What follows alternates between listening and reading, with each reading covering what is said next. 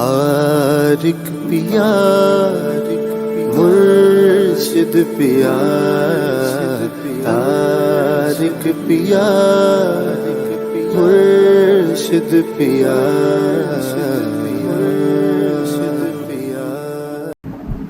11 बार दुरूद शरीफ पढ़ लीजिए सर।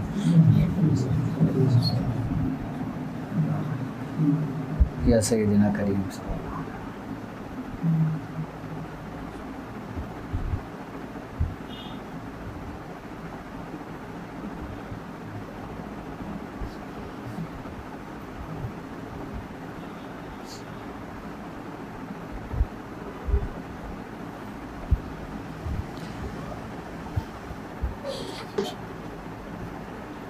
अच्छा, जब कभी हम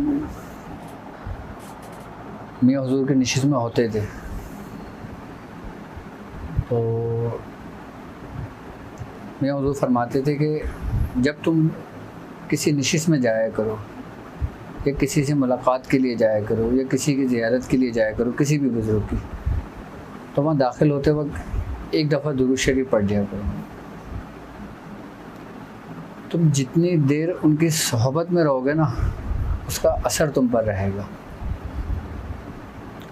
और अगर तुम ये चाहते हो कि तुमने जो कुछ उनकी महफ़िल में सुना, जो कुछ उनकी महफ़िल में देखा, उसका असर ता हयात तुम्हारे पर कायम व दायम रहे, तो जब तुम उनकी महफ़िल से उठा करो तो 3 दफ़ा इन्ना लिल्लाहि व इन्ना इलैहि राजिऊन पढ़ लिया करो।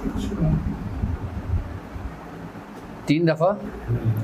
तो ये इसकी बरकत होगी, तुमने महफ़िल में जो कुछ भी सुना होगा ना, वो तुम्हारे दिमाग में बिल्कुल सेव हो जाएगा। मकसद ये है कि ऐसा सेव होगा कि तुम 10 साल के बाद भी अगर दोहराओगे ना, तो वो पूरी महफ़िल रिपीट हो जाएगी तुम्हारे पास जो होगा था। ये इसकी बरकत है कि अगर हम महफ़िल ख़त्म होने के बाद 3 दफ़ा क्या पढ़ लें, इन्ना लिल्लाहि व इन्ना इलैहि राजिऊन पढ़ लें, तो इसकी बरकत से आपकी पूरी महफ़िल आपको हिज़्ज़ भी रहती है, उसके फ़यज़ात भी मिलते हैं, उसकी बरकतें भी मिलती हैं। जो लोग इस रास्ते पे चल रहे हैं उनके लिए तो अक्सर है, जो लोग सिर्फ महफ़िल को बरकत के लिए यूज़ करते हैं, फिर ये बरकतें उनकी नस्लों में भी महफूज रहती है, क्योंकि ये एक ऐसा फैज़ है, ऐसा सिलसिला है। अब माह रबीउल अव्वल का महीना शुरू हो रहा है,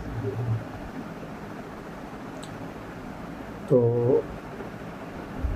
माह रबीउल अव्वल में हमें क्या करना चाहिए? दुरूद शरीफ वो तो पढ़ते हैं। ये एक ऐसा मुबारक महीना है कि जिस महीने में अल्लाह रब्बुल इज़्ज़त ने अपनी नेमतों को तमाम कर दिया और कहा कि तुम इन नेमतों का चर्चा करो। वो नेमत क्या थी? सरकार दो आलम सल्लल्लाहु अलैहि वसल्लम की ज़ात अक़दस। और कहते हैं रबीउल अव्वल में अगर कोई शख्स दुरूद ताज इस तरतीब से पढ़ता है कि पहली तारीख को 1 मरतबा, दूसरी तारीख को 2 मरतबा, तीसरी तारीख को 3 मरतबा, इस तरीके से 11 तारीख तक 11 मरतबा, और फिर 12वें दिन 40 मरतबा पढ़ता है, यानी कि 12 रबीउल अव्वल के दिन 40 मरतबा वो पढ़ता है, तो उसका नाम दरबार रिसालत में लिख दिया जाता है उसकी हाज़िरी के लिए। ये अल्फाज हमारे मियाँ हुजूर के हैं। अच्छा, ये इसमें आपको ज़रा टाइम भी नहीं लगेगा। अगर आप किसी चिल्ले पे बैठे हुए कोई अमल कर रहे हैं तो आप नॉर्मली भी 1 मरतबा रोज़ पढ़ सकते हैं। 2 तारीख को 2 मरतबा पढ़ लेंगे, 3 तारीख को 3 मरतबा पढ़ लेंगे। अच्छा, इसका फ़ायदा ये होगा, उसके बाद अगर आप 3 मरतबा इसको अपने विर्द में रखते हैं, बस कितनी दफ़ा अपने विर्द में रेगुलर रखते हैं, तो पूरे साल आप इसके आमिल कहलाएंगे, ये आपके अमल में रहेगा। ये दुरूद ताज की बरकत है।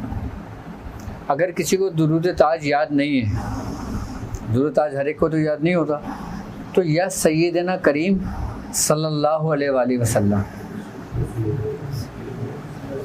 या सैयदना करीम सल्लल्लाहु अलैहि वसल्लम, पहली तारीख को 100 मरतबा, और फिर हर दिन 100 बढ़ाता रहेगा।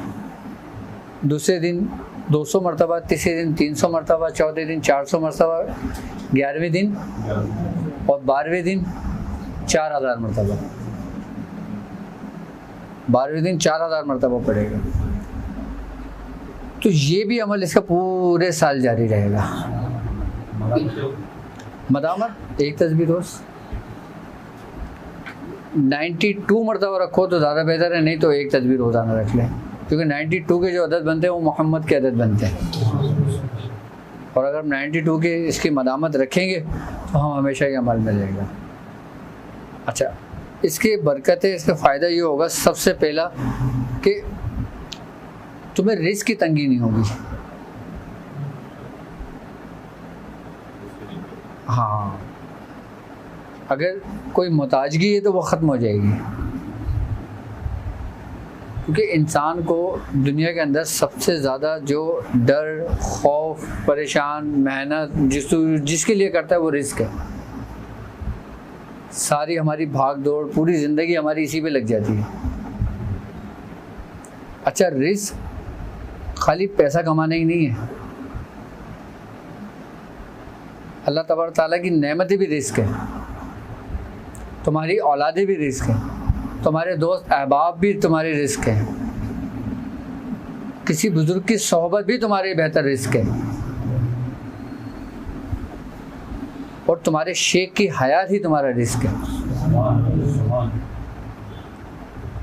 इसमें तलबी के लिए दुआ करनी चाहिए। हम ज़ाहिरी किसके ऊपर लगे होते हैं? मालो दौलत। हम समझते हैं कि ये रिस्क है।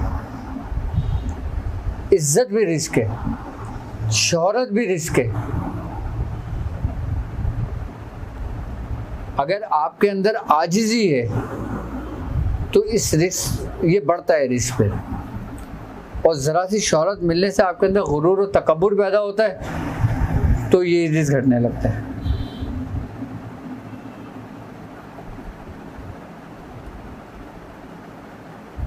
सबसे पहले हमने अपनी इस्लाह करनी है। अच्छा, हमारे अंदर एक कैफियत होती है कि जब हम मियाँ हुजूर की सोहबत में होते हैं या हम उनकी नशिस्त में होते हैं तो हमें हर चीज़ अच्छा फील हो रहा होता है। ठीक है, जो मियाँ हुजूर गुफ्तगू फरमा रहे होते हैं उसका असर भी हम पर होता है। ठीक है, लेकिन जब हमारी नशिस्त बर्खास्त होती है, जब हम नशिस्त से उठते हैं, जाते हैं, फिर हमारी कैफियत दोबारा वही क्यों हो जाती है जो पहले थी? उसकी क्या वजह है?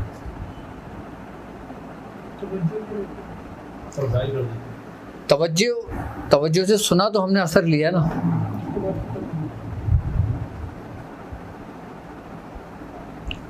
क्या बात थी? दुनिया के कामों में तो असर जाहिर है। सबसे पहले अगर तुम अपनी ज़ाहिरी इस्लाह कर लो ना तो बातनी इस्लाह तुम्हारी आसानी से हो जाती है।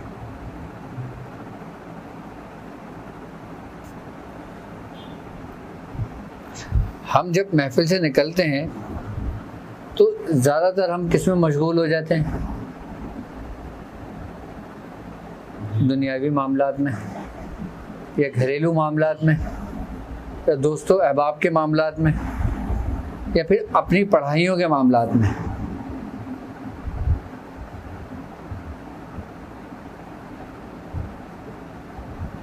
अपने पढ़ाइयों के मामलात में।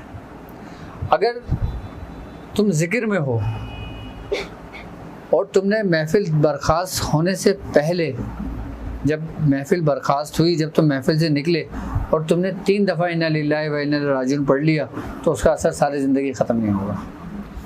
आप भी तजर्बा करके देखना, क्योंकि ये मेरा अपना प्रैक्टिकल ही है। यहाँ तक कि अगर मैं घर में भी होता हूँ और बातचीत मेरी चल रही होती है और मैं वहाँ से उठता हूँ ना तो मैं यही पढ़ के उठता हूँ, चाहे वो कोई भी गुफ्तगू हो रही हो, चाहे वो किसी भी टॉपिक पे बात हो रही हो, चाहे वो सियासत पे हो रही हो, चाहे वो रूहानियत पे हो रही हो, सलासिल पे हो रही हो, दुनिया भी हो रही हो, किसी भी मामलात में हो रही हो। ये मैंने अपनी आदत बनाई है। उसका फ़ायदा भी बहुत है।